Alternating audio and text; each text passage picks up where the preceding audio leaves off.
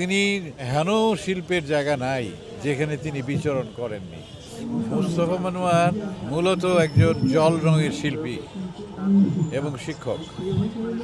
এরপর তিনি ভিজুয়াল মিডিয়াতে যুক্ত হন, পাকিস্তান টেলিভিশন তদানীন্তন, সেখানে শিশুদের জন্য অনুষ্ঠান নির্মাণ করেন।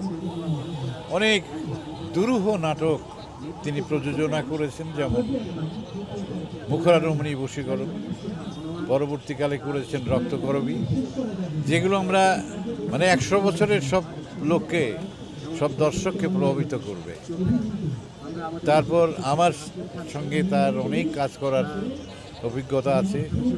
সিসিমপুর বলে যে শিশুদের অনুষ্ঠান হতো, সেটা একসঙ্গে আমরা কাজ করেছি, চরিত্রগুলো নির্মাণ করেছি। তিনি পাপেট্রিতে কাজ করেছেন, নতুন একটা দিগন্ত খুলেছেন। তিনি হেন শিল্পের জায়গা নাই যেখানে তিনি বিচরণ করেননি। সঙ্গীত, নৃত্য, ছবি আঁকা থেকে শুরু করে নাটক, সব কিছুতেই তার অবাধ যাতায়াত ছিল। এবং তিনি দীর্ঘ সময় ধরে আমাদের একটা উচ্চ রুচি নির্মাণে